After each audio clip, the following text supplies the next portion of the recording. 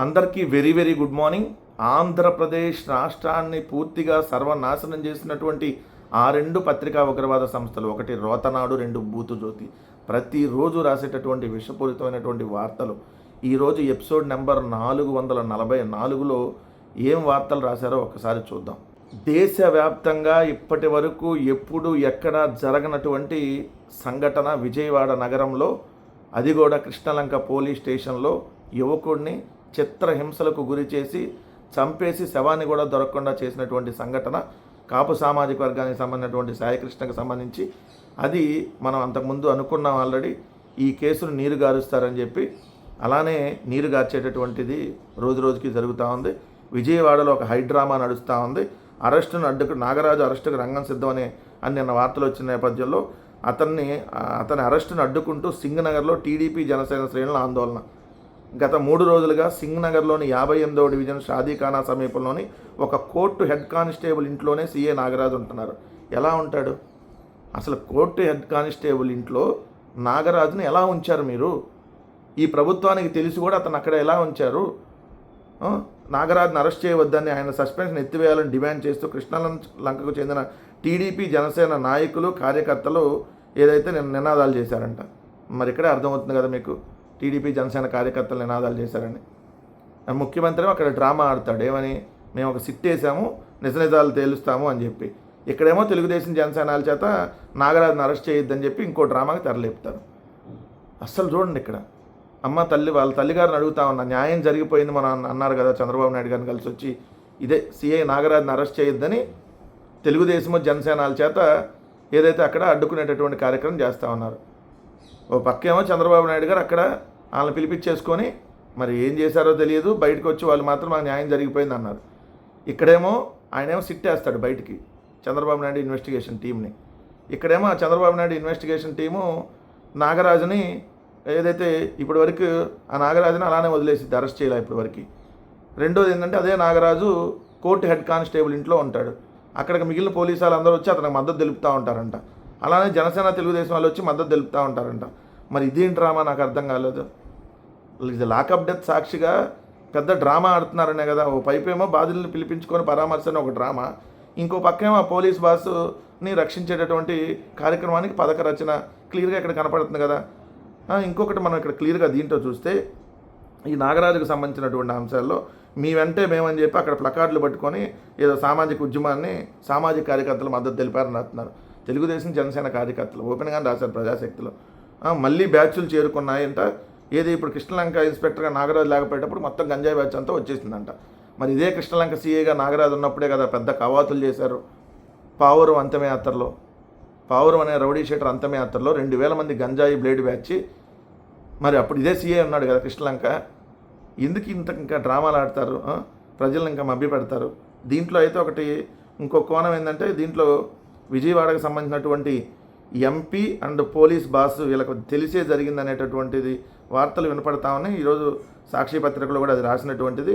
ఏదైతే Vijayawada MP and ఇది land సెటిల్మెంట్కి సంబంధించి ఎంపీ అండ్ పోలీస్ బాస్కి తెలిసే జరిగిందా అనేది ఇప్పుడు వినపడుతుంది.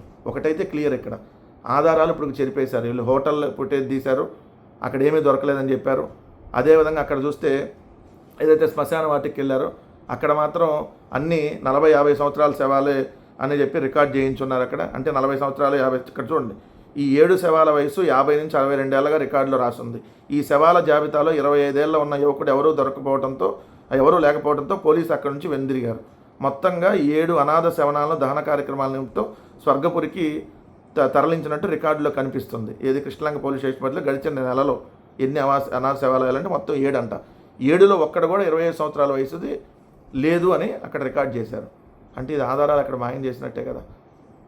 ఇక్కడ సీఏ నాగరాజును కాపాడుతున్నారు కదా. అసలు టాస్క్ ఫోర్స్ వెళ్ళింది అక్కడ. ఇప్పుడు మీరు విచారణలో మీరు ఇప్పుడు చెప్తుందేంటి, మార్కాపురం నుంచి విజయవాడకి టాస్క్ ఫోర్స్ వాళ్ళు తీసుకొని వచ్చారు. ఆ టాస్క్ ఫోర్స్ వాళ్ళు కృష్ణలంక పిఎస్కి అప్పచెప్పారని మీరు చెబుతున్నారు. మరి చెబుతున్నప్పుడు టాస్క్ ఫోర్స్ అనేది కమిషనర్ ఆధ్వర్యంలో కదా పనిచేసేది. రాజశేఖర్ బాబుకు తెలియకుండా ఎట్లా వెళ్తారు? సో దీని వెనకాల ఒక రాజకీయ కోణం ఉంది, ఏదో ల్యాండ్ సెటిల్మెంట్కి సంబంధించినటువంటి అంశం ఉంది. పొలిటికల్ యాంగిల్లో అధికార పార్టీకి తెలిసే ఈ హత్య జరిగింది, పోలీస్ బాసులందరికీ తెలిసే ఈ హత్య జరిగింది.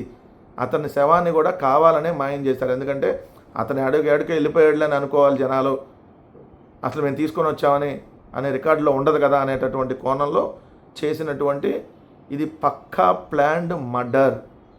ఇది పక్కా ప్లాన్డ్ మర్డర్. కాపు యువకుడిని పక్కా ప్లాన్ చేసి హత్య చేశారు పోలీసుల చేత హత్య చేయించారు. ఇది ఒకటి. 2, వీళ్ళకి ఆధారాలు మాయం చేయటం చాలా కామన్. వీళ్ళకి సుగాలి ప్రీతి అనేటటువంటి గిరిజన బాలికని అత్యాచారం చేసి హత్య చేస్తే ఇదే తెలుగుదేశం పార్టీకి సంబంధించినటువంటి నాయకులు వాళ్ళకి ఇమీడియట్గా బెయిల్ వచ్చేస్తాయి. 5-6 రోజుల్లోనే పోక్సో చట్టం కింద కేసు పెడితే 5-6 రోజుల్లో బెయిల్ వచ్చింది. ఎస్సీ ఎస్టీ కేసులో 22-23 రోజులకు బెయిల్ వచ్చేసింది. సో అక్కడ ఆధారాలు జరిపేసేస్తారు. సో గోదావరి పుష్కరాలు 29 మంది ఈయన పొట్టన పెట్టుకుంటాడు, ఆధారాలు ఏముండవు, ఏదో కమిషన్ వేసేసి తూతు మంత్రం నడిపేస్తాడు. ఇప్పుడు సాయికృష్ణ అంశంలో కూడా ఆధారాలు మాయం చేశారు. నాడు సుగాలి ప్రీతి కేసులో ఆధారాలు మాయం చేశారు, నేడు సాయికృష్ణ కేసులో కూడా ఆధారాలు మాయం చేశారు. ఇది మంచి ప్రభుత్వం.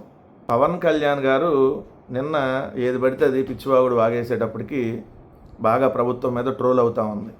ఏంటంటే హోంశాఖ నా దగ్గర లేదు, నేనుంటే పగలు తీసేసేవాడిని, ఒక్కొక్కడిని పొడిచేసేవాడిని, ఒక్కొక్కడిని నరికేసేవాడిని అని చెప్పి నిన్న మాట అనగానే ఎమ్మటనే ఏదైతే ప్రభుత్వం అంటే హోంశాఖ ఫెయిల్యూరు, ముఖ్యమంత్రి ఫెయిల్యూర్, ఈ ప్రభుత్వం ఫెయిల్యూర్ అని చెప్పి డిప్యూటీ సీఎంఏ చెప్తున్నాడని విపరీతంగా ట్రోల్ అవుతుంటో ఈరోజు ఈనాడు అనేటటువంటి తెలుగుదేశం పార్టీ కరపత్రికలో చంద్రబాబు నాయుడు గారు నారా లోకేష్ ఆధ్వర్యంలో పంచాయతీరాజ్ శాఖకు సంబంధించి ఒక న్యూస్ వేయించారు, ఒక ఆర్టికల్.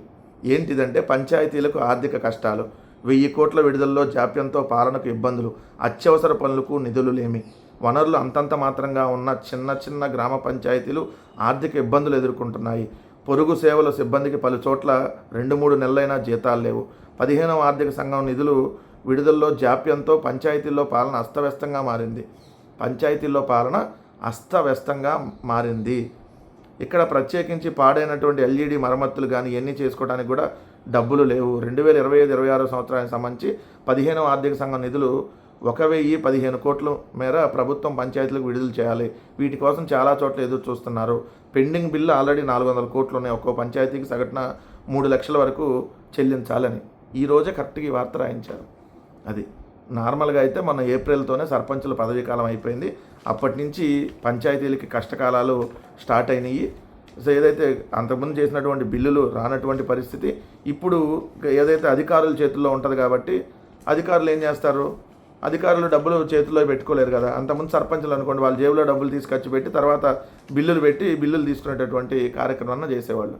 ఈరోజు పడకేసినటువంటి ప్రత్యేక పాలన అంటే పంచాయతీలు పడకేసిని. గ్రామ సర్పంచుల పదవీకాలం ముగియటంతో ఇప్పుడు ముగిసింది. ఇది ఏప్రిల్లో ఇలానే ఉంది పరిస్థితి, మేలో ఎలానే ఉంది, జూన్లో ఎలానే ఉంటే నిన్న పవన్ కళ్యాణ్ గారు ఆ మాటలు మాట్లాడిన తర్వాత ఈనాడులో ఈ వార్త రాపించారు.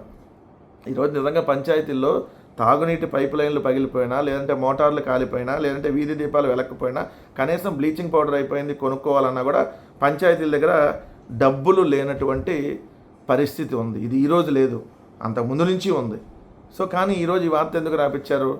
నిన్న పవన్ కళ్యాణ్ ఏదైతే పిచ్చివాగుడు వాగుతా జగన్ గారిని తిట్టాలని, వైఎస్ఆర్ కాంగ్రెస్ పార్టీ తిట్టాలని పిచ్చివాగుడులో భాగంగా ఆయన ఏదో హోంశాఖ నా దగ్గర లేదు, నా దగ్గర ఉంటే నేను ఎరగదీసేవాడిని అని మాట్లాడినాక ప్రభుత్వం ఫెయిల్యూర్ అని చెప్పి ఆయనే ఒప్పుకున్నాడు కదా. సో దాన్ని కవర్ చేయడానికి ఇప్పుడు ముందు నీ శాఖను నువ్వు వేడువు. ఇప్పుడు దాని మీనింగ్ ఏంది? పవన్ కళ్యాణ్ గారు ముందు మీ శాఖను మీరు ఏడవండి, మీ శాఖలో అనేక సమస్యలు ఉంటే దాన్నే పరిష్కరించడం మీకు చేత కాదు. ఆల్రెడీ అటవీ శాఖ 26వ ర్యాంక్ ఉంది, 28వ ర్యాంక్ లాస్ట్ ర్యాంకు. పంచాయతీలకి లాస్ట్ నుంచి 3వ ర్యాంక్ ఇచ్చారు మన చంద్రబాబు నాయుడు గారు. ఓ పక్క మడాడోలను ధ్వంసం చేస్తూ ఉన్నారు కృష్ణా జిల్లాలో, ఇంకో పక్క చూస్తే ఇటు పంచాయతీలకి నిధుల సమస్యతో కొట్టుమిట్టాడుతూ ఉన్నాయి. అది ముందు నీ శాఖలో నువ్వు ఏడువు, పక్క శాఖల మీద తర్వాత ఏడుద్దు, కానీ నీది నువ్వే సమర్థవంతంగా నిర్వహించలేని ఓ చేత కానీ ఓ సవటా దద్దమ్మ అని నీ గురించి రాపిచ్చారయ్యా బాబు మిస్టర్ బానిస కళ్యాణ్, ఒకసారి చెక్ చేసుకో. గొడ్డలి పార్టీకి తెలిసిందల్లా గంజాయి హత్యలే అంటూ కేంద్ర మంత్రి రామ్మోహన్ నాయుడు నోటికి ఏదొస్తే అది వాగుతూ ఉన్నాడు. జగన్ 5 ఏళ్ళు అన్నీ తప్పుడు బట్టలు నొక్కారంట. అంటే ప్రజలకు సంక్షేమం ఇస్తే అది మీ దృష్టిలో తప్పుడు బట్టలు, మీరేమీ సంక్షేమం ఇవ్వకుండా వాళ్ళని దోచుకుంటా ఉంటే మీరు కరెక్ట్ బట్టలు నొక్కుతున్నట్టు. అంతే కదా మిస్టర్ రీల్స్ డ్యాన్స్ మంత్రిగా ఉన్నటువంటి ఏదైతే రామ్మోహన్ నాయుడు గారిని అడుగుతున్నా. 2 ఏళ్లలో అభివృద్ధి పరుగులు తీస్తుందన్నారు. ఏడ పరుగులు తీస్తుంది ఒకసారి చూపించండి. మీరు మాత్రం మీ సొంతంగా మీ నాయకులు మాత్రం అభివృద్ధిలో పరుగులు తీస్తున్నారు. రాష్ట్రం అభివృద్ధిలో వెనకబడి ఉంది. ఎంత అభివృద్ధి చేసామో పుస్తకాలు వేసి చూపిస్తామని. పుస్తకాలు ఎందుకు? ఇదిగో పలానా చోట బిల్డింగ్ కట్టామని చెప్పి వెళ్ళి అక్కడి నుంచి మీరు వీడియోలు తీసి చూపించవచ్చుగా. ఏదైనా బిల్డింగ్లు కట్టినుంటే కంపట్లేదా ఇంపట్లేదా అని అక్కడికి సెల్ఫీ తీసి చూపిస్తే బాగుండేది కదా. పుస్తకాలు వేస్తారంట. ఎందుకు రోజు పేపర్లో మీరు తప్పుడు రాతలు రాయట్లా? అభివృద్ధి అనేది పేపర్లో టీవీలో తప్ప రియాలిటీలో లేదు ఆంధ్రప్రదేశ్ రాష్ట్రంలో ఈ గడిచిన 2 సంవత్సరాలు. ఇదైతే వాస్తవం. 2 గొడ్డల పార్టీ గంజాయి హత్యలే తెలుసు అన్నారు. ఎవరిది గొడ్డల పార్టీ? ఎంతకు అసలు మీ నాన్నగారు ఎలా చనిపోయారు? రోడ్డు యాక్సిడెంటా లేదంటే హత్య? ముందు దాని మీద సమాధానం చెప్పండి. ఎర్రనాయుడు గారు ఎలా చనిపోయారని అనుమానాలు ఉన్నాయి. రెండోది వచ్చేటప్పటికి గంజాయి. నీ పక్కనే కూర్చోబెట్టుకుంటున్నారు మీ తెలుగుదేశం ఎంపీని, గంజాయి తీసుకున్న ఎంపీని, డ్రగ్స్ తీసుకున్న ఎంపీని. మళ్ళీ మీరు ఈరోజు గంజాయి డ్రగ్స్ గురించి మాట్లాడితే ఎట్లా? డ్రగ్స్ ఎంపీ ఉన్నారు మీ పార్టీలో. ఈ దేశంలో ఏ ఎంపీ కూడా డ్రగ్స్ తీసుకొని పోవట్లా. మీరు డ్రగ్స్ తీసుకొని పోతున్నారు. మరి 30 ఏళ్ళు కూటమి ప్రభుత్వం అధికారంలో ఉండాలన్నారు. ఒక లైన్ 15, ఇంకొక లైన్ 30. ఇంక చెప్పండి. ముందు సింగిల్గా పోటీ చేసే సత్తా లేదు. ఎందుకే శాతగాని మాటలు, విమర్శలు? మీది ఒకటంటే ఒక అభివృద్ధి చేయాలి. ముందు అసలు నువ్వు ఉన్నటువంటి మంత్రిత్వ శాఖ అటర్ ఫెయిల్యూరు. అనేక ప్రమాదాలు జరుగుతూ ఉన్నాయి. విమాన ప్రమాదాలు, హెలికాప్టర్ ప్రమాదాలు. నువ్వేం ఎడకొచ్చి ఏది పడితే అది వాగేస్తూ ఉంటావు. ఇంకంతగా అన్నీ పసుపు వేసుకొని మాట్లాడేవుగా. కనపడలేదు మరి నాకు. అన్నీ వేరే డ్రెస్సులు ఉన్నాయి వాళ్ళు ఇవన్నీ. సో ఇదండి రామ్మోహన్ నాయుడు కామెడీ. 2 ఏళ్ల పాలనపై ప్రోగ్రెస్ రిపోర్టు, 10 అంశాలపై పురోగతి నివేదికలు వెల్లడించనున్న కూటమి ప్రభుత్వం. నేడు విద్యుత్ రంగంపై నివేదిక విడుదల. 2 ఏళ్ల పాలనలో వివిధ రంగాలు, అంశాల్లో సాధించిన విజయాలను ప్రజల్లోకి తీసుకెళ్లేందుకు కూటమి ప్రభుత్వం ప్రోగ్రెస్ రిపోర్ట్ 2024-26 పేరిట నివేదికలను విడుదల చేయనుంది. మొత్తం 10 అంశాలపై ఈ నివేదికలు ఇవ్వాలని నిర్ణయించారు. వీటిలో అభివృద్ధి, ఆర్థిక రంగం, సుపరిపాలన, సంక్షేమం, సాధికారత అంశాలకు సంబంధించిన నివేదికలు ముఖ్యమంత్రి చంద్రబాబు స్వయంగా విడుదల చేయనున్నారు. పోలవరం ప్రాజెక్టు, రాజధాని అమరావతి, విద్యుత్ రంగం, శాంతి భద్రతలు, మైనింగ్, ఎక్సైజ్ రంగాల నివేదికలు ఆయా శాఖల మంత్రులు విడుదల చేస్తారు. ఎందుకు? ఆల్రెడీ కేంద్ర ప్రభుత్వం విడుదల చేసింది కదా. మీ ర్యాంకులు ఏందనేది. హోంశాఖ లాస్ట్ ర్యాంక్ వచ్చింది శాంతి భద్రతలతో. నిన్నే చూసాం విజయవాడలో ఒక లాకప్ డెత్, శవం కూడా దొరకలా. కర్నూలులో ఇంకో లాకప్ డెత్, ఏదైతే బయటికి రానియకుండా 20 రోజులు. ఇంకొకరు కూడా చావు బతుకుల మధ్య ఉన్నారు, అదే లాకప్ డెత్. ఆ డెత్ లాకప్లో హింసించినటువంటి దానికి సంబంధించి ఇంకా శాంతి భద్రతలు ఎంత బ్రహ్మాండంగా ఉండేది తెలియదు. 2 సంవత్సరాల్లో ఒక్క బిల్డింగ్ అట్లా. కానీ అంట పుస్తకాలు వేస్తారంట. 2 సంవత్సరాలు ఏమేం చేశారనేది ఒక పుస్తక రూపంలో తీసుకురావాలంట. ఎందుకు పుస్తక రూపంలో? ఈనాడు, ఆంధ్రజ్యోతిలో రోజు వేస్తున్నారు కదా అబద్ధాలు, దాన్నే పుస్తకాల రూపంలో వేస్తారా? దూసుకుపోతుంది విధ్వంసం నుంచి వికాసం వైపు, ఇట్లా డైలాగులు తప్ప ఏముంది అక్కడ? ఒక్కటంటే ఒక బిల్డింగ్. పుస్తకాలు ఎందుకు? డైరెక్ట్గా ఓపెన్గా వద్దాం. ఇదిగో మేము పలానా గ్రామంలో ఈ బిల్డింగ్ కట్టామంటే అక్కడికే వెళ్దాం. జగన్మోహన్ రెడ్డి గారు ఉన్నప్పుడు గ్రామాన రైతు భరోసా కేంద్రము, అదేవిధంగా సచివాలయము, హెల్త్ క్లినిక్, డిజిటల్ లైబ్రరీ, కొత్త అంగన్వాడీ కేంద్రాలు, నాడు నేడులో భాగంగా 38,000 స్కూళ్ళు, అదేవిధంగా రాష్ట్రంలో 17 మెడికల్ కాలేజీలు, 4 పోర్టులు, 10 ఫిషింగ్ హార్బర్లు, 6 ఫిష్ ల్యాండ్ సెంటర్లు, ఉద్దానం కిడ్నీ రీసెర్చ్ సెంటర్, అదేవిధంగా ఉద్దానం హాస్పిటల్, విజయవాడలో ఫ్లైఓవర్లు, విజయవాడలో కృష్ణానదికి రిటైనింగ్ వాళ్ళు, అక్కడ నెల్లూరులో సంగం బ్యారేజ్, ఇలా చెప్పుకుంటా పోతా ఉంటే అభివృద్ధికి సంబంధించి అనేక కంపెనీలు, గ్రీన్ కో నుంచి ఏదైతే అనేక కంపెనీలు జగన్ గారు ఉన్నప్పుడు తీసుకొని రావటం. సో ఇప్పుడు చూస్తే పుస్తకాల్లో వేస్తారంట. ఎందుకు? ఒరిజినల్గా ఎక్కడుందో చూపించడానికి మీకు లేవు కాబట్టి పుస్తకాల్లో వేసి మసిబూసి మారేడుకాయ చేసేటటువంటి అంశం. 2 సంవత్సరాల్లో 3.5 లక్షల కోట్ల రూపాయలు అప్పులు చేసి, అంతకుముందు ఎంత అప్పులున్నాయి, ఇప్పుడు ఎంత అప్పులున్నాయి విడుదల చేద్దాం.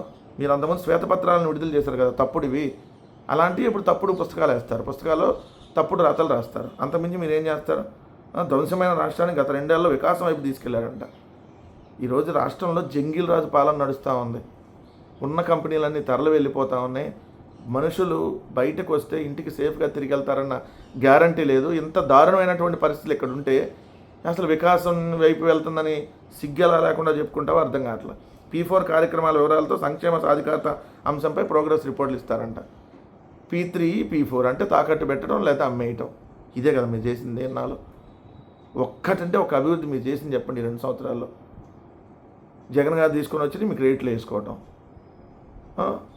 ఇంత దారుణమైనటువంటి పరిపాలన బహుశా దేశంలో ఎక్కడ ఎప్పుడూ కూడా ఉండదు. ఏపీలో అంత దారుణమైనటువంటి పరిపాలన ఉంది. ఇదైతే క్లియర్. పంతం నానాజీ అనేటటువంటి జనసేన ఎమ్మెల్యే ఈవీఎంల ద్వారా అడ్డదారిలో ఎమ్మెల్యేలు అయిపోతే ఎలా పడితే అలా మాట్లాడతారంటానికి జగన్మోహన్ రెడ్డి గారిని ఉద్దేశించి నా కొడక అని మాట్లాడటం. వాడు వీడు, వాడిని కాకినాడ రమ్మను, ఈడ పోటీ చేయమను. అసలు నువ్వెవడవి, నీ బతికి అంత ఎవడవరా నువ్వు అసలు? జగన్మోహన్ రెడ్డి గారికి కాలి గోటికి సరిపోవు. అయినా మీ బతుకులకి, మీ జనసేనలకు బతుకులకి కొద్దిగా సిగ్గు సర్వే ఏమన్నా పెట్టారా దేవుడు? అలగా పార్టీ, మీరంతా అలగా వాళ్ళు అని చెప్పి ఇదే బాలకృష్ణ అంటే టీడీపీకి బాలకృష్ణకి వెళ్ళి వాళ్ళ బూట్లు దుడుతూ ఉంటారు. అది మీ బతుకు. సంకర జాతి యదవులని మిమ్మల్ని తిట్టాడు ఇదే బాలకృష్ణ. అయినా సిగ్గు లేకుండా వాళ్ళ సంఖలో దూరి వాళ్ళకి బానిసత్వం చేసేటటువంటి బతుకు మీది. నీకు జగన్మోహన్ రెడ్డి గారి గురించి మాట్లాడతావు నువ్వు. మీ జనసేన వాళ్ళని పిచ్చి కుక్కల్ని కొట్టినట్టు కొడుతుంటే సిగ్గు లేకుండా కొట్టించుకుంటున్న బతుకులు మీ. వాళ్ళు 10, 12 సీట్లు ముష్టి అయితే ఆ ముష్టి తీసుకొని ఆ ముష్టి ద్వారా కూడా మీరు గెలవాల. ఈవీఎంల ద్వారా గెలిచారు. గెలిచి ఈరోజు పిచ్చ పిచ్చ వాగుడు వాగుతూ ఉన్నారు. అయినా మీ పార్టీలో ఎమ్మెల్యేలంతా ఇలా లేకీగానే ఉంటారా? ఒకడేమో అరవకుండా 5 సార్లు అబార్షన్ చేయించాడు. వాట్సాప్ కాల్స్ బేబీ బేబీ అంట అసెంబ్లీలో. నువ్వేమో దళిత డాక్టర్ను కొట్టావు. నీ బతుకది. దళిత డాక్టర్లను కొట్టావు. అది మీ అంతా లేఖిగాళ్ళందరూ జనసేనలోనే ఉంటారు అనుకుంటా. ముందు అసలు నీకు పొద్దున్న నీ మొహానికి రేపు పొద్దున్న సీట్ ఇస్తారో లేదో కనుక్కో. ఎందుకంటే పొత్తులో భాగంగా ఆ సీట్ ఇస్తారో లేదో ముందెళ్ళి అలా ఊడిగం చేసి ఆ సీట్ అన్నా తెచ్చుకో. కనీసం పోటీ అన్నా చేసొద్దు. కానీ జగన్మోహన్ రెడ్డి గారి గురించి మాట్లాడే స్థాయి మీది. మీ బతుక్కి పార్టీ పెట్టిన 3వ ఎలక్షన్కి కానీ మీ నాయకుడు ఎమ్మెల్యే కాల. 2014 ఎలక్షన్ లేదు, 19 లేదు, 24 ఎలక్షన్లకి 3 పార్టీల పొత్తులో ఏడితే తప్ప నువ్వు ఎమ్మెల్యే కాల, మీ నాయకుడు ఎమ్మెల్యే కాల. సింగిల్గా 151 సీట్లతో అధికారంలోకి వచ్చిన పార్టీ. మీకు ఇప్పటికైనా ఒళ్ళు నోరు 2 దగ్గర పెట్టుకొని మాట్లాడితే ఆడాళ్ళ చేతుల్లో దెబ్బలు తినకుండా ఉంటావు పంతం నానాజీ. లేదంటే ఆడాళ్ళు వచ్చి ఉరికిచ్చి తంతారు. అక్కడ దాకా తెచ్చుకో. మాకు తక్షణం జగన్మోహన్ రెడ్డి గారి మీద నువ్వు మాట్లాడినటువంటి మాటలు విత్డ్రా చేసుకో. లేదంటే ఖచ్చితంగా మహిళల దెబ్బలు పడతాయి మీ మీద. అక్కడ దాకా తెచ్చుకోవద్దని చెప్తా ఉన్నా. ఆంధ్రప్రదేశ్ రాష్ట్రంలో ఇసుక మాఫియా 2 యువకుల్ని బలి తీసుకున్నది. ఇక్కడ వార్త మీకు చూస్తే పాపాగ్ని మిగిల్చింది కడుపు కోతని, అమ్మమ్మ ఊరిలో సోదరుల మృతి, ప్రాణం తీసిన ఇసుక తవ్వకాల గొంతలు. రాజవర్ధన్ రెడ్డి, జయంత్ రెడ్డి అనేటటువంటి 18 సంవత్సరాలు ఒక యువకుడు, ఇంకో 16 సంవత్సరాల యువకుడు. బీటెక్ ఫస్ట్ ఇయర్లో జాయిన్ అవ్వాలి ఒక యువకుడేమో, ఇంకొక యువకుడేమో ఆల్రెడీ ఇంటర్మీడియట్ ఫస్ట్ ఇయర్లో జాయిన్ అయ్యాడు. బీటెక్ రవి ఎవరైతే పులివెందుల నియోజకవర్గంలో ఎమ్మెల్సీగా ఉన్నటువంటి బీటెక్ రవి ఆధ్వర్యంలో అక్కడ స్థానిక మండల శాఖ అధ్యక్షుడిగా ఉన్నటువంటి మహేశ్వర్ రెడ్డి నేతృత్వంలో అక్రమంగా ఇసుక తవ్వకాలు జరుగుతూ ఉన్నాయి. పెద్ద పెద్ద గుంతలు తీశారు. ఆ గుంతలు తీయటం వల్ల వీళ్ళు అక్కడ ఏదైతే ఈత కోసమని వెళ్తే ఆ పెద్ద పెద్ద గుంతల్లో పడి చనిపోయినటువంటి పరిస్థితి. మరి ఈ ప్రాణాలను ఎవరు తీసుకొని వస్తారు? చంద్రబాబు నాయుడు గారు మీ ప్రభుత్వంలో ఇసుక మాఫియా, మట్టి మాఫియా, మద్యం మాఫియా, పేకాట మాఫియా ప్రభుత్వం నడుస్తూ ఉంది. ఈరోజు 2 యువకులను బలి తీసుకున్నారు. ఇంకెంతమందిని బలి తీసుకుంటారో ఊహిస్తేనే అసలు ప్రమాదకరంగా ఉంది. అంత దారుణంగా ఇసుక తవ్వకాలు జరుగుతూ ఉన్నాయి అక్కడికక్కడ. పర్యావరణాన్ని పూర్తిగా దెబ్బతీస్తూ, ఏదైతే పర్యావరణాన్ని ఉల్లంఘిస్తూ పర్మిషన్ లేకపోయినా అడ్డగోలుగా ఇసుక తవ్వకాలు చేయటం వల్ల ఈరోజు పెద్ద పెద్ద గుంతలు అక్కడ ఏర్పడి 2 యువకులు చనిపోయినటువంటి పరిస్థితి. ఇంత దారుణంగా ఉందో చూడండి రాష్ట్రంలో.